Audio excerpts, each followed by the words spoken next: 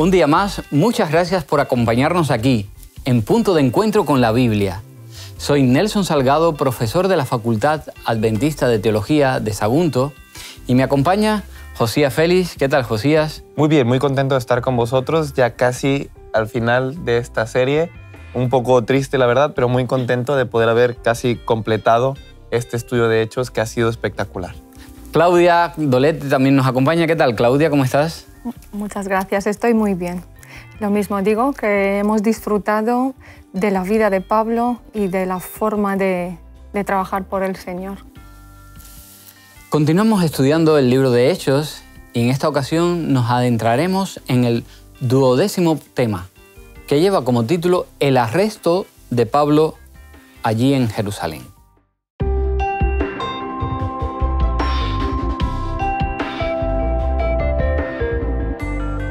Quisiera Dios que por poco o mucho, no solamente tú, sino también todos los que hoy me oyen, fueseis hechos tal cual soy, excepto estas cadenas. Hechos, capítulo 26, versículo 29. Tal como relata Hechos, capítulo 24, versículo 27, Pablo es trasladado a Cesarea y allí comenzó una reclusión de 2 años en esa ciudad. Durante esos años tuvo varias audiencias en las que se presentó ante 2 gobernadores romanos, tuvo la oportunidad de tratar con 2 gobernadores romanos, con Félix y con Festo, y también incluso con un rey, con Agripa II, cumpliendo así aún más, digamos, ese ministerio de Dios de predicar a todo el mundo, incluso no importando las clases sociales. En todas las audiencias, Pablo siempre afirmó que era inocente, alegando que no podían presentar pruebas contra él. De hecho, toda la narración que nos cuenta, que nos hace Lucas, pretende mostrar que Pablo no hizo nada digno de arresto y que muy fácilmente podía ser puesto en libertad. Sin embargo, esas audiencias le ofrecieron excelentes oportunidades para testificar sobre Jesús y sobre la gran esperanza que tenía Pablo de el encuentro con su Salvador resucitado. No obstante, fueron años difíciles, en los que Pablo incluso no recibió apoyo alguno de la iglesia de Jerusalén, cuyos dirigentes todavía acariciaban el sentimiento de que Pablo debía ser considerado en alto grado responsable por los prejuicios existentes. 5 días más tarde, después de haber sido trasladado Pablo a Cesarea, un grupo de importantes dirigentes judíos, junto con un abogado, vinieron allí a acusar formalmente a Pablo ante el gobernador Félix. Es la única vez en todo el libro de Hechos que alguien contrata un abogado. Se llamaba Tértulo. Presentó 3 cargos específicos contra Pablo. El primero, que Pablo era un agitador que constantemente estaba creando disturbios entre los judíos, que era, el segundo argumento, que era cabecilla de los nazarenos, lo que implicaba que el cristianismo era una especie de movimiento disidente. Y el tercer cargo, que había tratado de profanar el templo de Jerusalén. ¿Cómo respondió Pablo a cada una de esas falsas acusaciones? ¿Y qué hizo el gobernador Félix? Sí. Si viajamos con nuestra mente ahí en el proceso, observamos a un elocuente de la palabra, a un doctor en la ley, desde luego muy astuto, que hace su presentación, su introducción, hablando del abogado, ¿no?, que vino a acusarle. Le dice, cuando Pablo fue citado, Tértulo empezó su acusación diciendo, Excelentísimo Félix, la paz que gozamos gracias a ti y las mejoras hechas por tu providencia a esta nación. Siempre y en todo lugar las recibimos con gratitud. Él intentaba endulzar, no sé, el juicio de Félix, intentaba traerlo a su terreno. Y dice, hemos hallado en este hombre una plaga, promotor de sediciones entre todos los judíos de todo el mundo y cabecilla de la secta de los nazareos. Le incitaba a Félix ponerse su mirada en el conflicto, en la situación que se vivía en aquel momento, en aquel lugar. Y claro, Félix no estaba deseoso de tener más conflictos, ni de, al revés, él quería desde luego estar en paz tanto con los judíos, sabía que tenía que ser sustituido por alguien y no quería ningún problema en aquel momento, porque a lo mejor pensaba en una ascensión política, ¿no?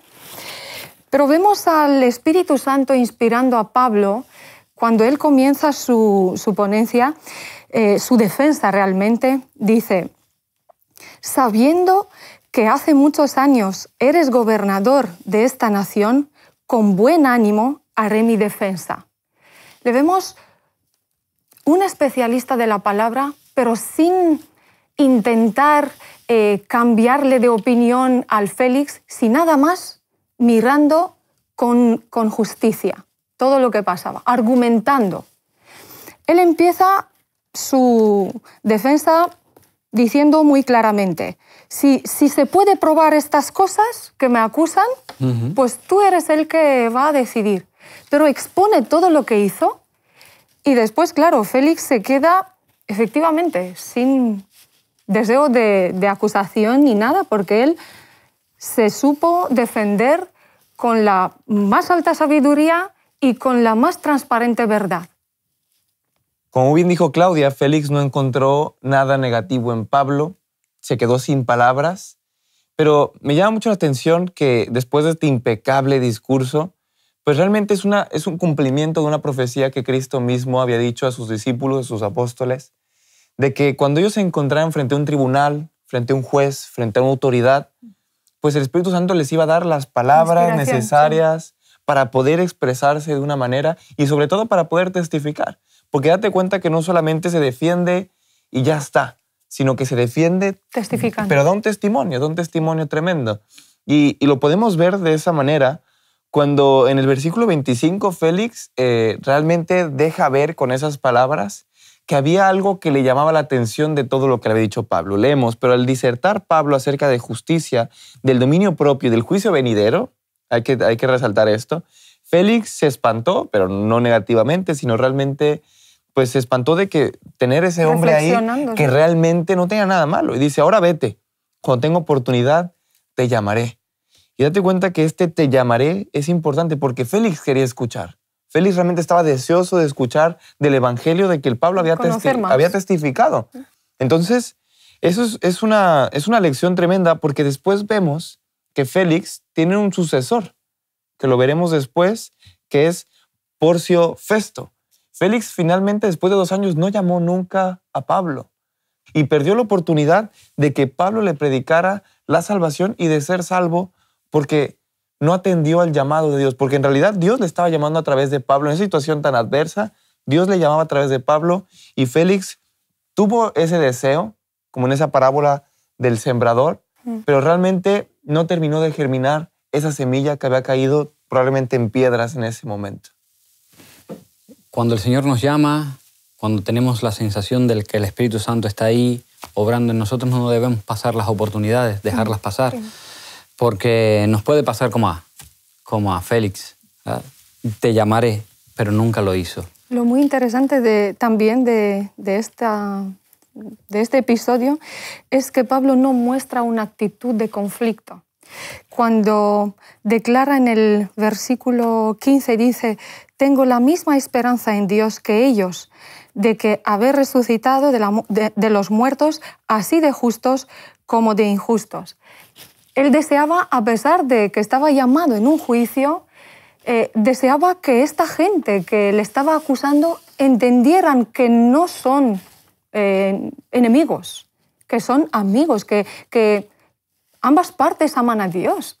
Y querían hacer de esta manera que se entendiera que no era un conflicto. Después de esos 2 años, allí retenido, solo para ganarse el favor de los judíos, el gobernador Félix fue reemplazado por Porcio Festo, que vino a gobernar ahora Judea. Pero entonces los judíos aprovecharon esa nueva circunstancia para pedir al nuevo gobernador que Pablo fuera nuevamente juzgado por el Sanedrín. Buscaban, sin duda, matar a Pablo. Festo aceptó reabrir el caso, pero únicamente en Cesarea, bajo la ley romana, no la judía. Tristemente, al final Festo permitiría que Pablo fuera juzgado por el Sanedrín. Pablo lo sabía, de modo que como ciudadano romano que era, apeló al César. Festo aceptó enviarlo allí a Roma, pero mientras tanto recibió la visita de Herodes Agripa II. ¿De qué hablaron ambos gobernantes? ¿Qué decían sobre la resurrección de Jesús? Me gustaría que tratásemos para que los amigos puedan entender un poco la lectura de Hechos de los Apóstoles. Después de que Pablo apela para poder ir hacia el César, se le concede, le dice al final Festo, al César has apelado, al César irás. Pero sorprende mucho que no sabemos por qué razones, pero sí que el rey Agripa y Berenice van a Cesarea a saludar a Festo.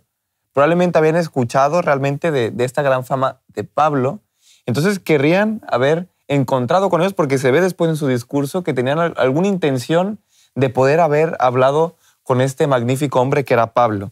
Y empieza diciéndole Festo hacia ellos. Dice, un hombre ha sido dejado preso por Félix, es un poco explicándoles el contexto de la situación por la cual Pablo estaba ahí.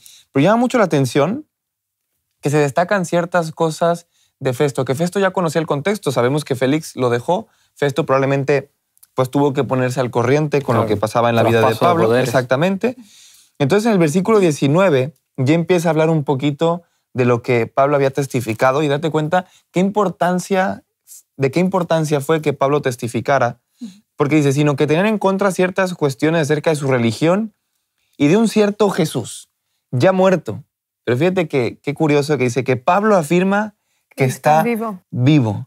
Yo dudando en cuestión semejante le pregunté si quería ir a Jerusalén, ayer ser juzgado estas cosas. Pero como Pablo apeló para que se le cerrara para el conocimiento de Augusto, mandé que lo custodiaran hasta que se lo enviara al César. Y Agripa le llamó la atención y dice, yo también quisiera oír a este hombre, del que dice que Jesús, que estaba muerto, ahora está vivo. Entonces, después le responde, mañana ya lo verás. Entonces, esto es una lección tremenda, esta conversación entre estos dos gobernantes, porque realmente Pablo había dejado un testimonio en su defensa pasada, y ese testimonio no solamente se quedó con Félix, sino el traspaso de poder que hizo a Festo, ese testimonio perduró. Y es por eso que Festo da buen nombre de Pablo y sobre todo de por qué estaba ahí. Y también Herodes, date cuenta cómo va pasando el evangelio de boca en boca, incluso con personas que no tienen nada que ver con esto, pues incluso quieren escuchar a Pablo, quieren escuchar ese evangelio. Y es también como cristianos deberíamos de tener en cuenta que el evangelio debe llegar a todos, incluso a gobernantes. Y que nosotros tendremos que tener la valentía de Pablo al pararnos enfrente de tribunales, enfrente de autoridades, para poder hablar de Cristo, porque también ellos son susceptibles a este mensaje y puede gustarles, incluso puede salvar sus vidas. Entonces tendremos que no tener vergüenza o incluso miedo de poder pararnos ahí, sino realmente ir con la autoridad que nos ha dado Cristo Jesús, pararnos enfrente de ellos y hablarles de lo precioso que es el evangelio. Herodes Agripa y su hermana Berenice eran o se destacaban en corrupción y en mala conducta. ¿Qué nos enseña Hechos capítulo 25, los versículos del 23 en adelante, sobre la ceremonia de Pablo ante Agripa? ¿Qué podemos aprender al, digamos, contrastar a estos personajes con Pablo en cuanto a las apariencias? Tenemos aquí el versículo 23, dice, al día siguiente del capítulo 25, ¿no? Dice, al día siguiente vinieron Agripa y Berenice con mucha pompa y entraron en la audiencia con los tribunos y principales hombres de la ciudad. Y por orden de Festo fue traído Pablo. Pablo, un preso encarcelado con la condición de una persona presa, ¿no? El contraste es evidente. Vienen dos reyes con mucha pompa y él, una persona que desde luego en la cárcel no podía tener la altura de la presencia que le estaba escuchando en aquel momento.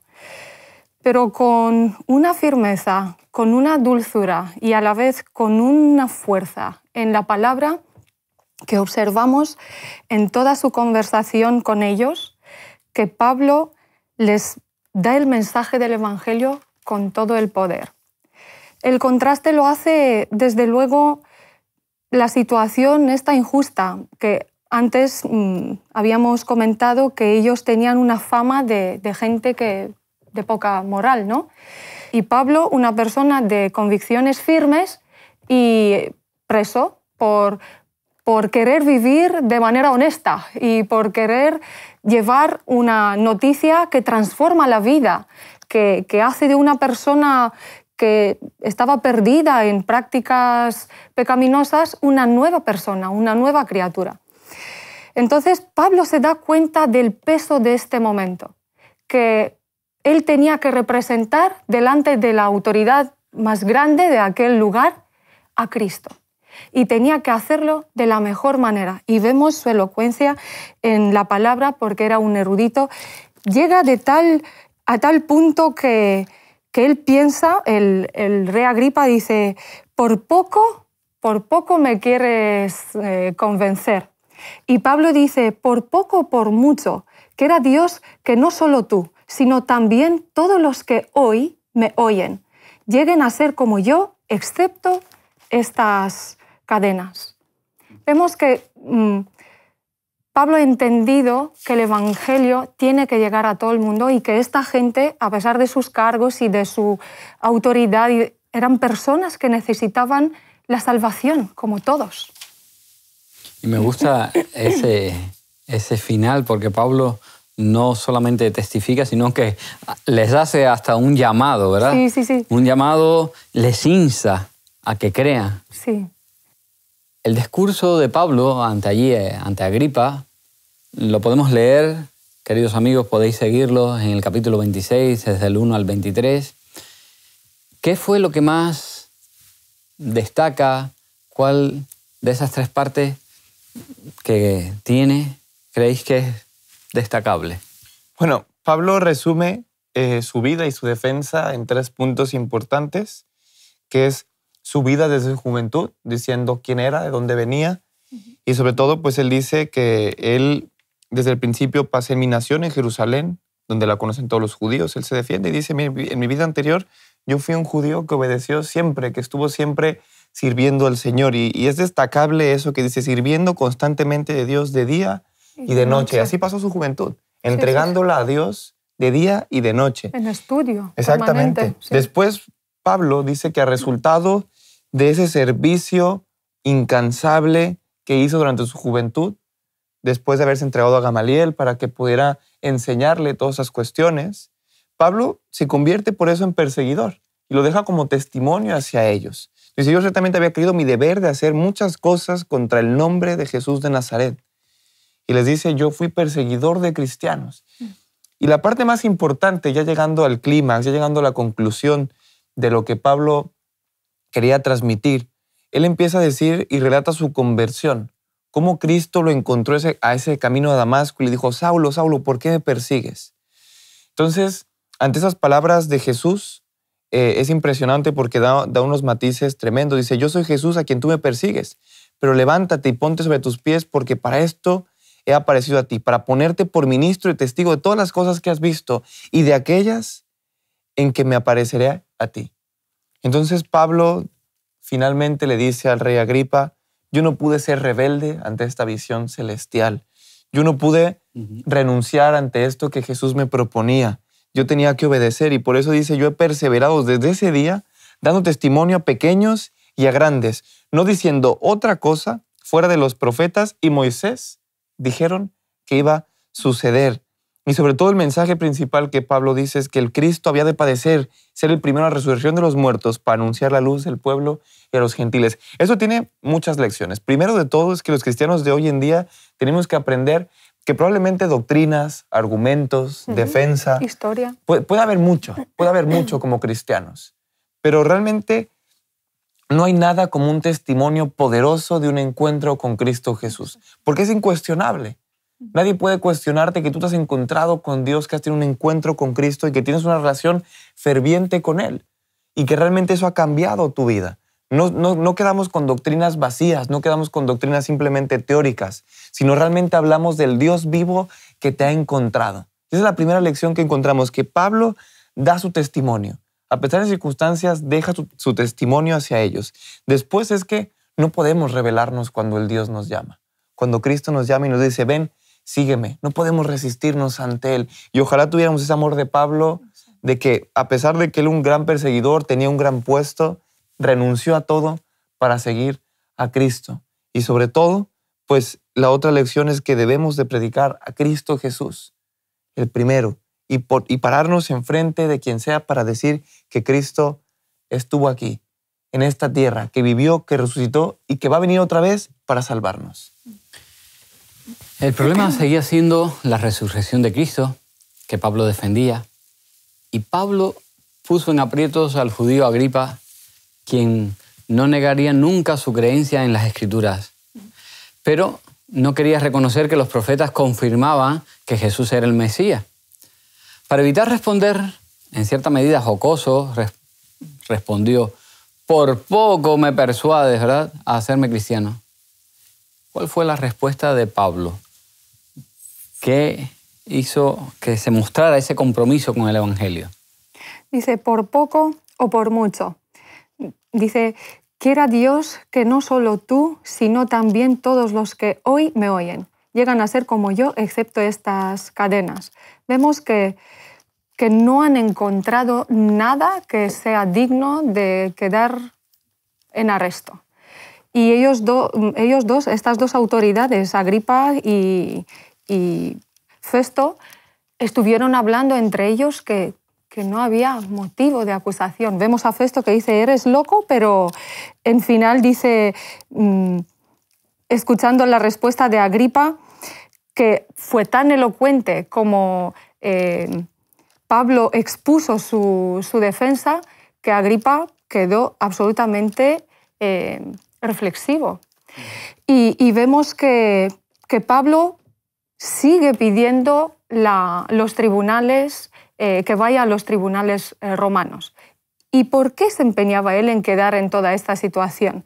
Recordamos que en el capítulo 23, el versículo 11, el mismo Jesús se le mostró a Pablo, diciendo, la noche siguiente el Señor se presentó a Pablo y le dijo, ten ánimo, Pablo, como testificaste de mí en Jerusalén, así es necesario que testifiques también en Roma.